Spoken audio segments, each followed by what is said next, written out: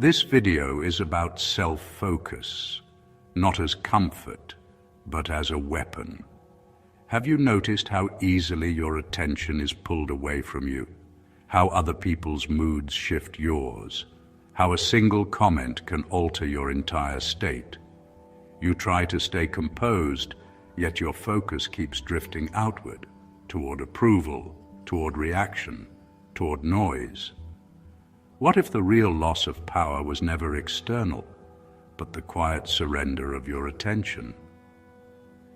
In this video, you will understand Machiavelli's coldest rule for mental power, that control begins the moment your focus returns to its rightful owner. And by the end, you may see why the person who masters this becomes untouchable in any room. Most people chase the idea that power comes from status, money, or approval. They try to control the outside world, to shape how others see them, but their stability is fragile. A single criticism unsettles them. One setback shifts their mood. That kind of control is temporary. It depends on conditions you do not command. Real power begins somewhere else. It begins inside. It begins when you govern your own reactions and decide your own priorities, instead of letting the world decide them for you. When you stop reacting automatically, when you stop being pulled by every impulse, something changes. You become steady, predictable to yourself, difficult to destabilize. Your mind is a fortress.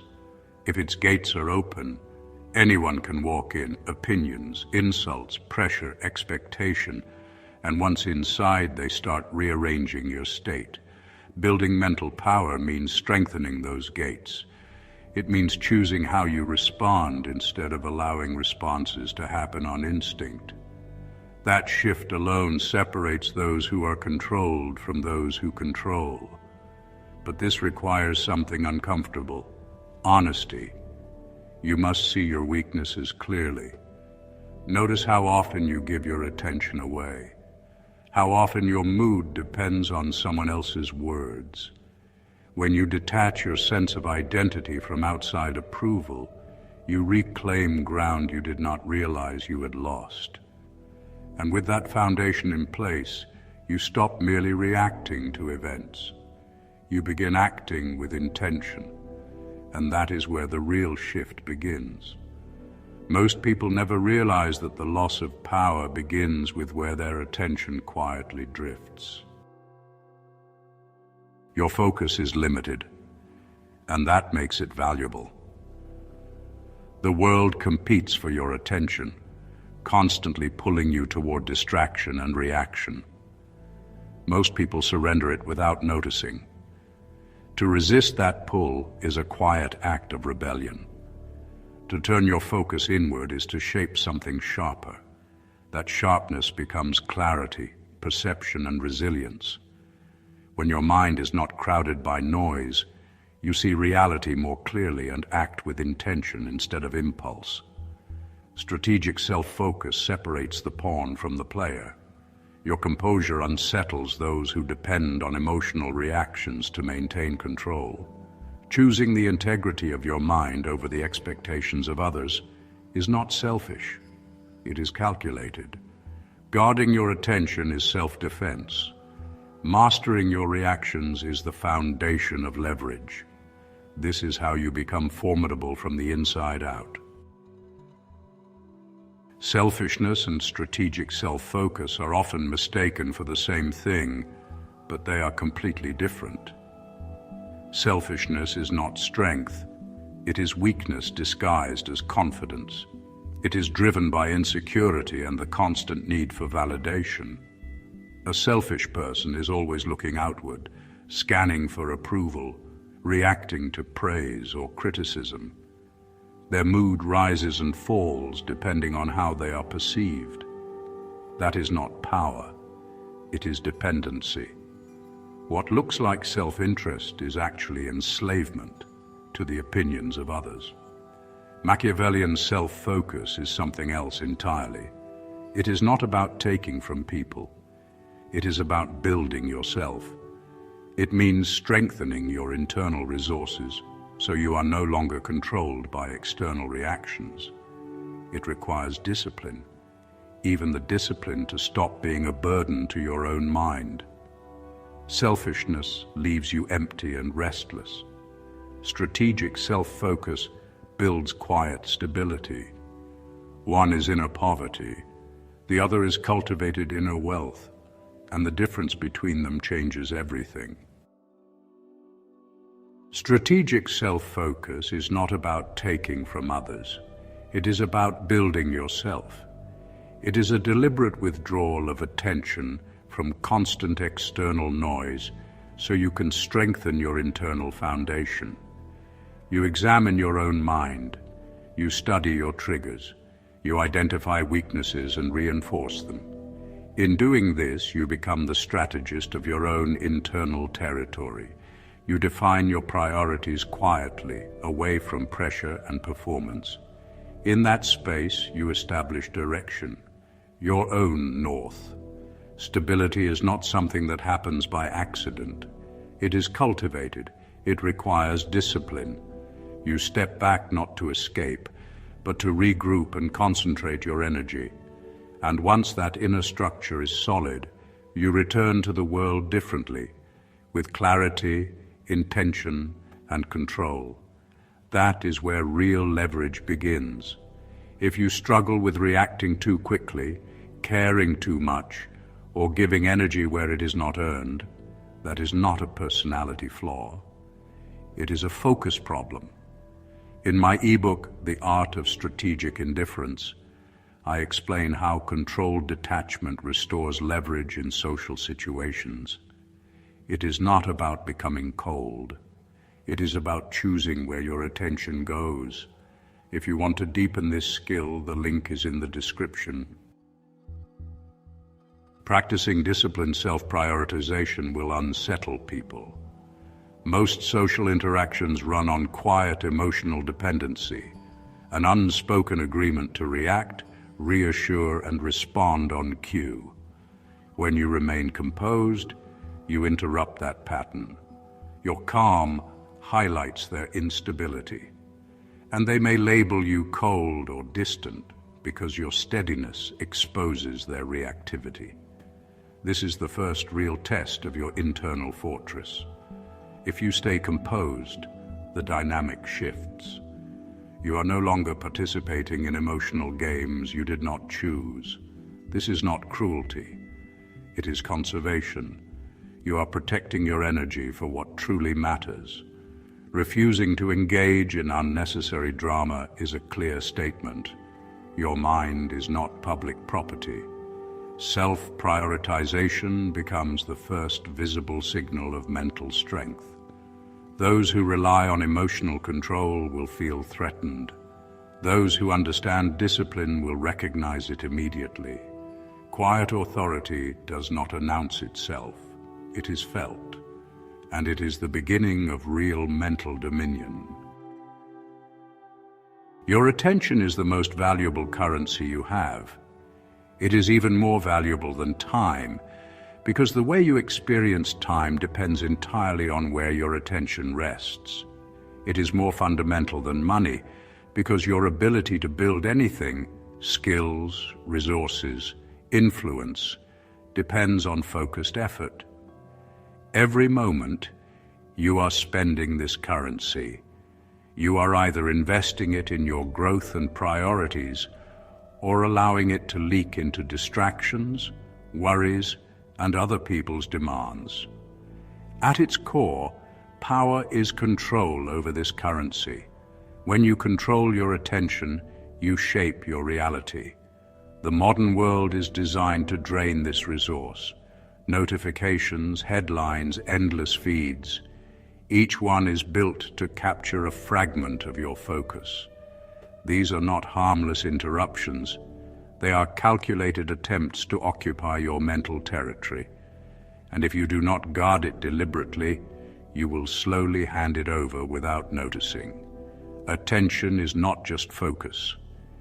It is the gatekeeper of your entire reality. When your attention is scattered, your strength weakens. You cannot think with depth.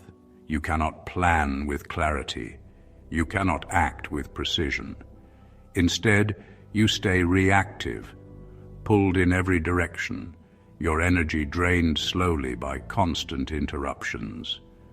A mind divided cannot construct anything meaningful. It becomes a tool used by everything around it, instead of directed by its owner. Recognizing this is the beginning of regaining control. You must start seeing your attention as limited, not endless, not automatic, but something that must be protected. Each time you consciously decide where to place it, you assert control. Each time you resist a pointless distraction, you strengthen your internal structure. This is not about isolating yourself from the world. It is about becoming deliberate. You are not withdrawing. You are investing your mental capital where it produces strength instead of weakness. But controlling attention is meaningless if your emotions still control you. You decide which pursuits deserve your focus and which are simply noise trying to drain you. Seeing it this way is an act of self-preservation. When you understand that attention is power, your choices begin to change. You become selective. You manage what enters your mind the way you would manage what enters your body. You filter information carefully instead of consuming everything available. You set boundaries with people who pull you into trivial conflicts or constant emotional demands. You protect stretches of uninterrupted time for deep work and reflection. This is not selfish behavior. It is strategic consolidation. You are protecting your most valuable asset so it can be used with precision, directed only toward goals you have deliberately chosen. When your focus is no longer scattered, your actions gain weight. And this discipline, this quiet control over where your mind goes, becomes the foundation of mental mastery. Your mind is a battlefield. External forces compete for your focus, but the deeper conflict happens inside you. Your own impulses, habits, and automatic thoughts can weaken your defenses if left unchecked. The real victory is not over the world. It is over your reactions. When you learn to observe an impulse instead of immediately obeying it, something shifts. Each time you redirect your attention deliberately, your internal authority strengthens. The more you practice this, the more stable you become. And when others are scattered or overwhelmed, you remain clear, composed, and in control, because you chose mastery over your own mind first. Deliberate focus is not accidental. It is an active discipline. You design habits and environments that protect your attention instead of leaving it exposed. You remove unnecessary distractions. You set clear boundaries. You become selective about what information you allow into your mind, cutting away what adds no value. Multitasking may feel productive, but it fragments your energy and weakens your precision. Single tasking strengthens it. When you give your full attention to one task at a time, your thinking becomes sharper and your understanding deeper. This is attention used with intent, not scattered by impulse. And when it is directed strategically, it stops being ordinary concentration and becomes a tool of power. An emotional reaction is a quiet surrender. When someone provokes you and you respond immediately with anger, you give them temporary control over your state. Most people live this way without noticing, their moods shaped by whatever happens around them. But every reaction follows a simple chain: trigger, feeling, response. The discipline is to slow that chain down, to insert a small space between what happens and what you do next. In that space, awareness returns. And once awareness returns, choice returns with it. That is the moment you take back control. The moment you interrupt a reaction, you interrupt someone else's influence over you. Detachment is often misunderstood, yet it is one of the most powerful tools a strategist can develop. It is not apathy. It is not indifference to life. It is the refusal to let emotion dictate your decisions. When you practice detachment, your thinking clears. Manipulation loses its grip because you are no longer reacting on instinct. You observe first. You decide second. You stop tying your identity to every success or failure. Instead, you see yourself as the strategist, evaluating, learning, adjusting. When you remain centered in this way, emotional chaos around you loses its influence, and that stability becomes your advantage. If this way of thinking feels sharper than what you usually hear, you can leave a like. And if you value calm, strategic perspectives, consider subscribing. Composure is one of the strongest forms of social leverage you can develop.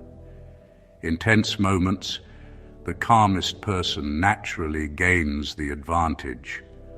Others begin to look toward them, even without realizing it. Your steadiness becomes a silent signal of strength and quiet authority. When you refuse to be pulled into chaos, you subtly control the pace of the situation. You influence the frame without raising your voice.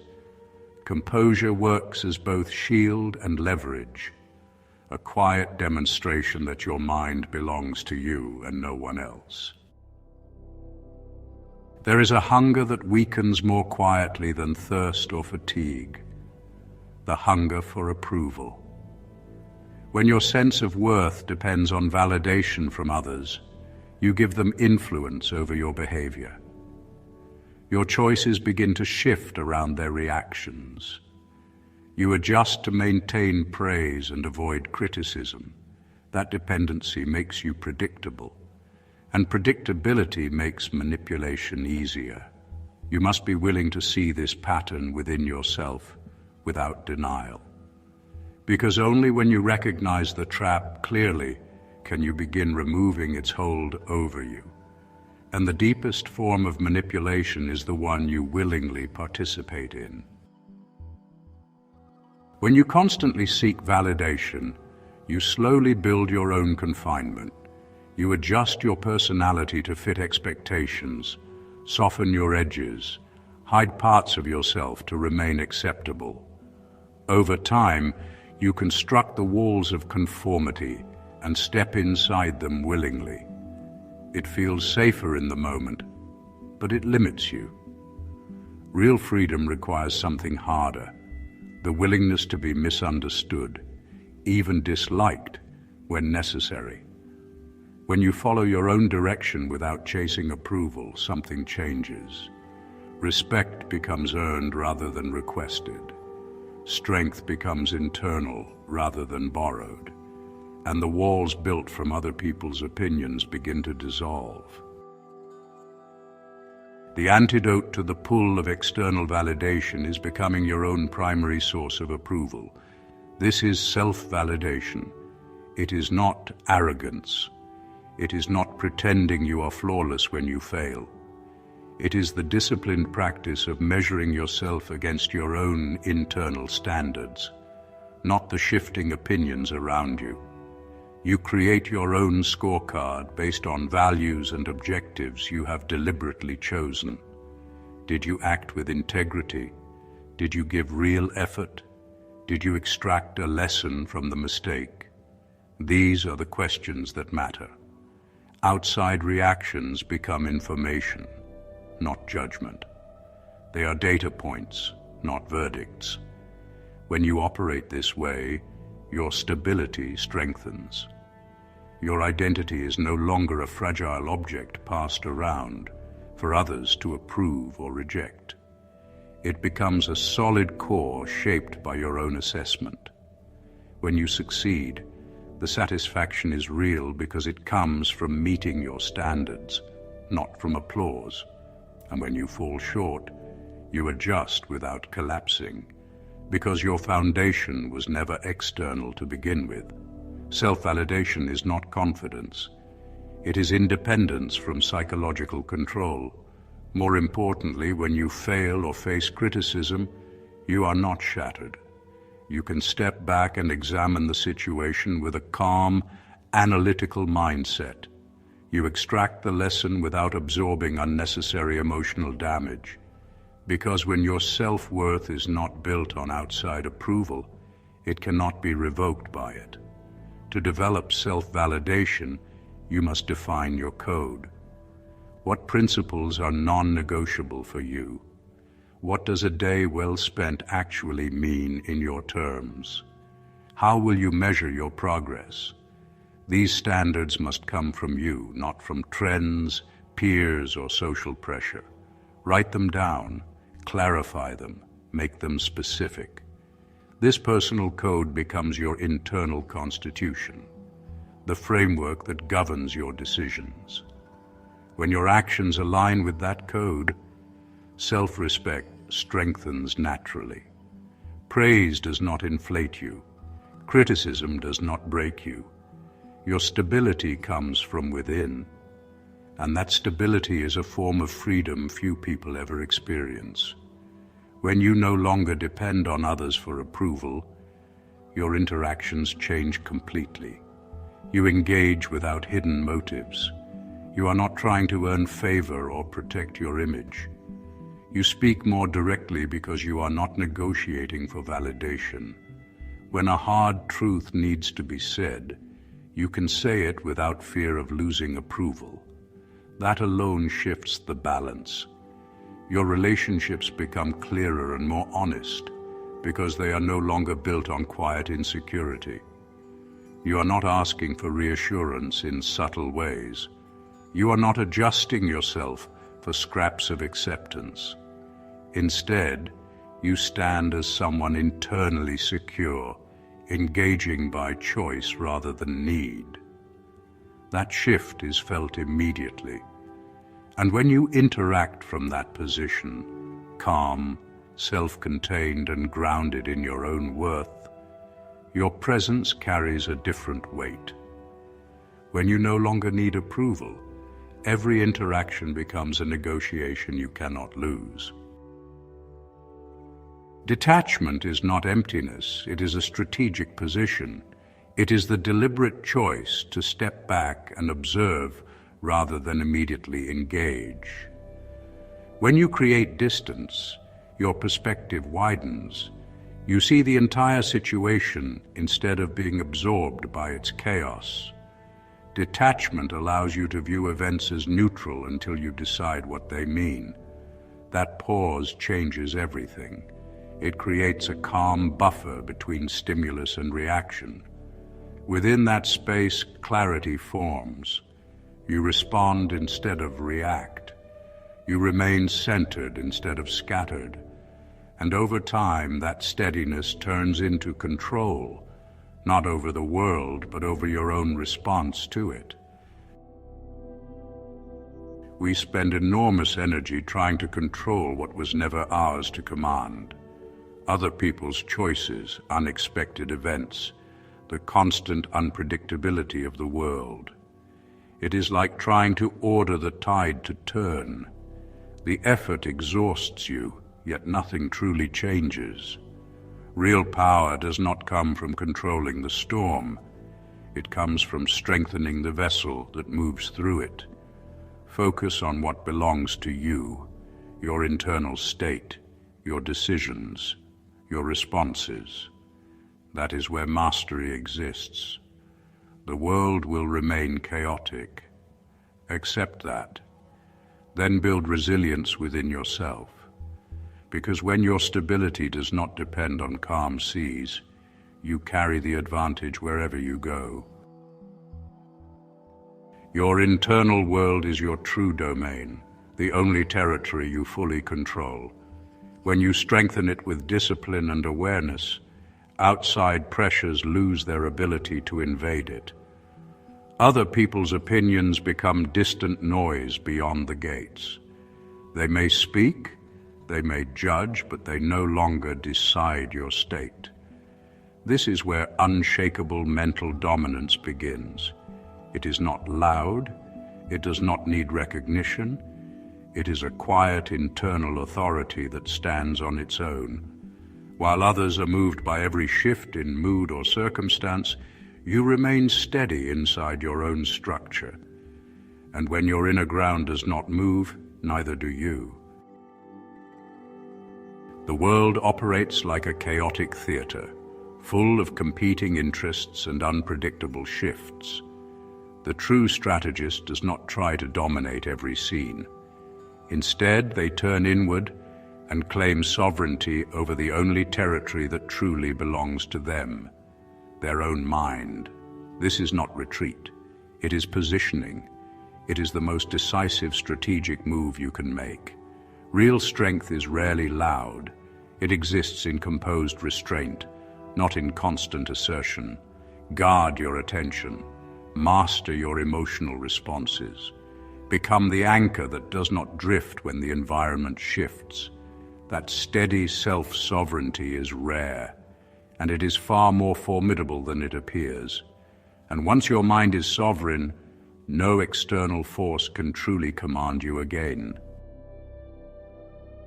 The quiet strength of a mastered mind runs deeper than most people realize. When you govern your reactions and direct your focus deliberately, you become steady where others are unstable. In moments of tension, your calm stands out without effort. People sense that composure. They may not understand it, but they feel the authority that comes from someone who is not easily moved. This strength is not aggressive.